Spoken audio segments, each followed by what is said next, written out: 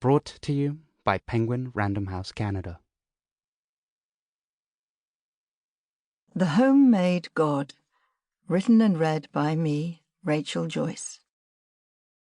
At the end of this audiobook, there is a bonus interview between myself and Sarah Winman.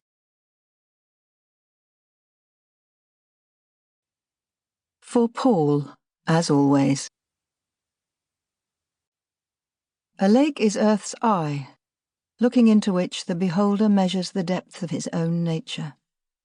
Henry David Thoreau on Walden Pond, Walden.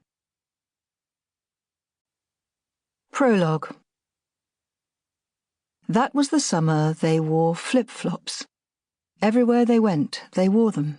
The bank, the gelateria, the hair salon and the bar, but also the undertaker and the police. 4 pairs of rubber soles on white-hot stone. Slap, slap, slap, slap. There was a heat wave all over Europe. No one could remember a summer like it. There were water shortages and wildfires. Warnings about too much sun and dehydration. Really, the lake was the only place to be. Midday, it shot forth tiny flints of light, but it could turn every colour under the sun, and in the early mornings it was the best. There might be low-slung mists, so that everything disappeared, including the reeds, and only the little island was left, floating in the middle on a bed of cloud.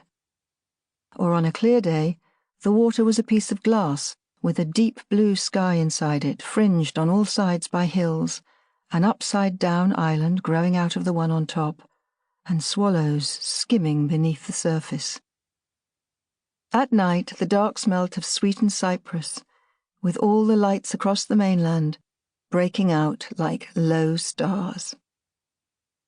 Slap, slap, they went, following each other up and down. Whenever he hears flip-flops, Goose remembers that summer his father died on an Italian lake, and he went with his 3 sisters to fetch him home. Sometimes, on the edge of sleep, he even finds himself back on the island in the middle, though in truth he hasn't been there for years. Like a ghost, he moves through the villa he knew so well, all those frescoed rooms, the glass house filled with lemon trees, the music salon with its 10 harps that no one could play, until, at last, he finds Netta hunting for a phone signal in her giant straw hat, or Susan shining with sweat in the kitchen against a background of green majolica tiles, or Iris leaving food for the stray cat. And it's strange how content it makes him feel, how secure and happy. "Iris," Netta will roar, "do not let that manky thing inside." Too late. It is drinking milk on the table. He goes over that summer in his mind, ransacking it for signs and clues, different ways of doing things from the terrible ways they got done. And yet it's also true he finds them howling with laughter, all 4 of them. He can't think how it was so funny, except it was. Until that summer he had no idea you could laugh like that and still be sad. They had to stick together, his sisters said. They were family, they shared the same beginning, they were woven into the same story. They'd spent birthdays together, Christmases together, all those summers on the lake. No one knew them the way they knew each other, so if they stuck together, it would be all right.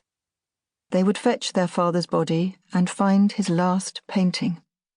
But his sisters had no idea what was coming, or what Bella May might do next.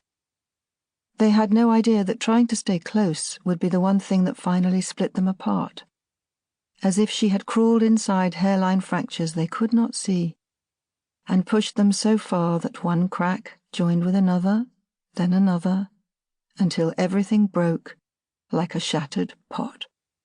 And yet it's strange.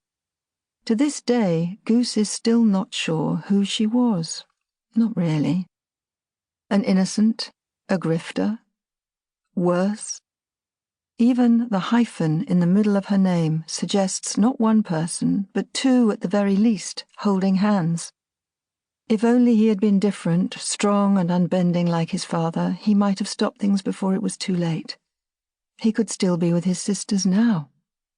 But he isn't. He is a man in his mid-40s, sending invites they'll say yes to, knowing full well they won't come. Slap, slap went their flip-flops, side by side on Lake Orta. Slap, slap, slap, slap. Part 1. Bella May. London, 2015. Chapter 1. Old Rogue. The first Netta heard about her was in a noodle bar on Greek Street. The Singing Wok was one of those new places in a basement that were opening all over Soho. You brought your own drink, and tables were long communal trestles with benches instead of chairs. The noise banged against the walls and was mind-blowing. It was lunchtime, mid-March. Netta was perched at the end of a crowded table, not a wineglass in sight, let alone a bottle, just tin cups, as if everyone was on a camping holiday. If she'd known about the whole bring your own, she would have brought some. As it was, she had tap water, not so much as a cube of ice. Susan was rammed in beside her, then Goose, while their younger sister Iris sat on the opposite side with her father. Vic never went to noodle bars. He liked old-fashioned restaurants with furry wallpaper and starched white cloths, where he ate enough steak and ice cream sundae to cause any normal person a cardiovascular attack. After that, he drank until he fell over. At which point, Netta or Susan, Goose or Iris, whoever's number he could pull into focus first, rescued him and got him home. It was a habit Netta was used to, reassuring in its way, if only because she knew where she stood. And as the eldest, she liked nothing more than knowing where she stood. As a child, she was always scrambling to the top of things for this exact reason, while the other three waited, admiring and grateful, below. But here they were in a noodle bar, no alcohol, Vic using chopsticks. How had he learnt to hold a chopstick? While he drank a bowl of tea. When did he ever drink tea? He'd even brought his own thermos. Then, just as Susan began a story about her stepsons, he banged the table and interrupted. "So come on, kids. Who's guessed my news?" Netta had turned 40. Susan was chasing her tail at 39. There wasn't a full year between them.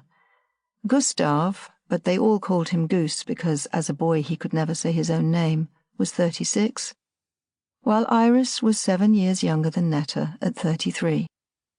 Already they had lived more years than their mother, yet Vic still called them kids, and they called him Daddy. He hit the table again. "Guess," he said. "You'll never guess." He was right. Netta hadn't a clue. She shot a look at Susan, who shot one straight back. Clearly she hadn't got a clue either. At the end of the bench, Goose began spiralling his noodles while Iris placed all the bits of spinach and peppers from her vegetarian option to the side, because she had a thing about not eating food that was green or red. No one knew why, least of all Iris. "Okay," said Netta. "I'll take a guess. You finished the new painting." "Nice try, Antoinetta, but you're wrong. For once, you're wrong. Goose, you guess." Goose bowed his head so that he was hidden by dark yellow hair. "I don't know. You know I don't. You're going to retire?" "Retire? What would you do if I retired? You'd be on the streets. And when you're going to get a haircut, you look like a hippie. Before we know it, you'll be wearing a skirt." "Please, let's not spoil this," said Iris to her noodles, which were now immaculately separated from her green and red vegetables. "It's so nice being together." Vic had summoned them by way of one of his infrequent group texts. He'd sent the address of the Singing Wok and told them to get there early, then wait in the queue. He had news, he said. "So why does he want to tell us in a noodle bar?" Netta had rung Susan to ask. "Do you think he's ill?" Susan said she was worrying about the same thing, though why he would tell them bad news in a noodle bar she had no idea. Apparently she hadn't seen him for a few weeks. despite the fact that she always did his food shop and cleaned his flat. But she just assumed he was at the studio over in... Sample complete. Ready to continue?